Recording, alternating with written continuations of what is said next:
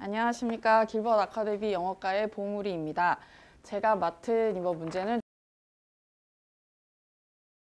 중학교 2학년, 3학년 어법 문제고요. 그래서 대상을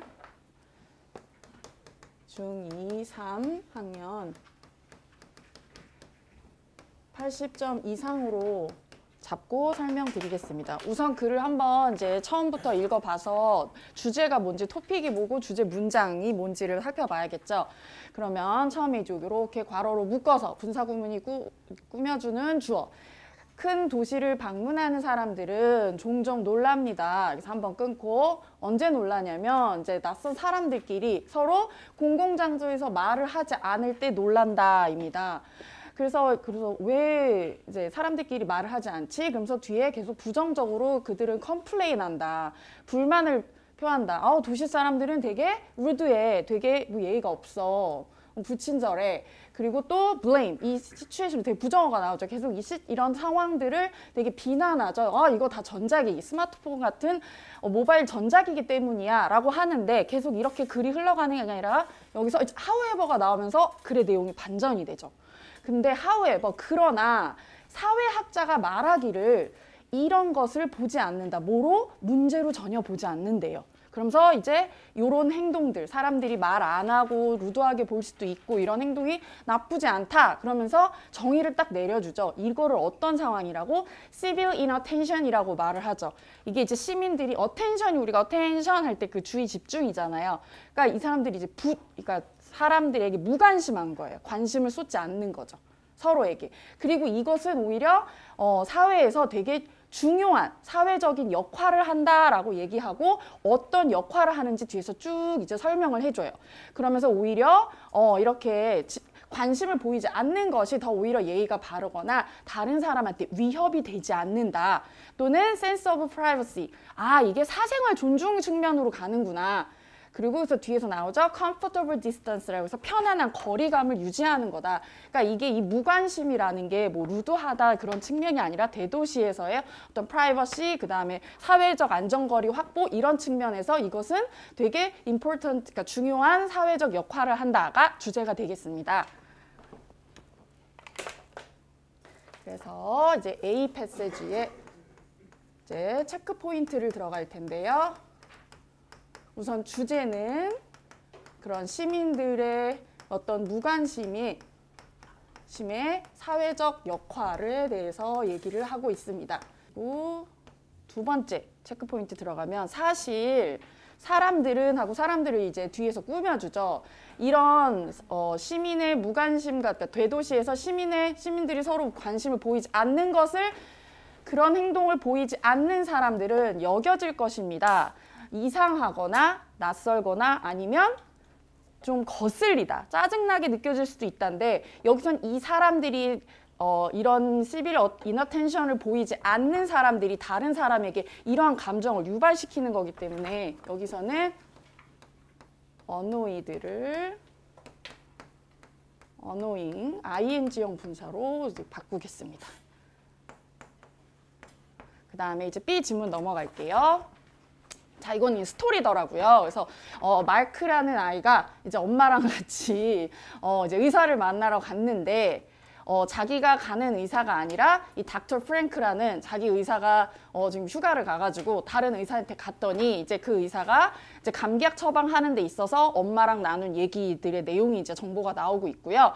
그래서 그 닥터가 그 의사가 그를 진찰하고 나서 말하길 이건 그냥 단순한 감기고 그냥 쉬면 돼요 라고 했더니 엄마가 isn't happy. 그래서 그 답변에 별로 만족을 하지 못하면서 원래 우리 아이 닥터는 의사는 항상 안티바이오틱 그래서 이제 항생제를 줬어요. 그랬더니 이 작사가 찡그리면서 얘기를 하길래 그거는 박테리아랑 싸우는 거지 바이러스랑 싸우는 게 아니고 감기는 바이러스에 의한 거예요. 그러니까 항생제가 맞지 않다라는 얘기를 했어요.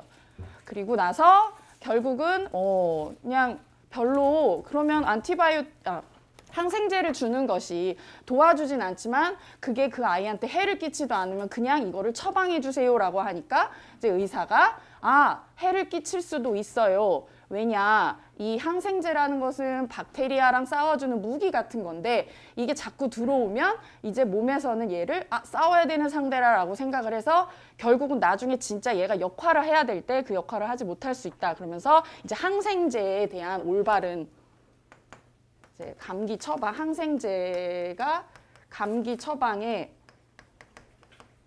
맞지 않다라는 의견을 피력하는 스토리로 되어 있습니다. 네, 그래서 이제 3번을 보게 되면은요. 자, 의사가 그 아이를 진찰했다라고 나올 때 여기서 이그제민이라는 동사는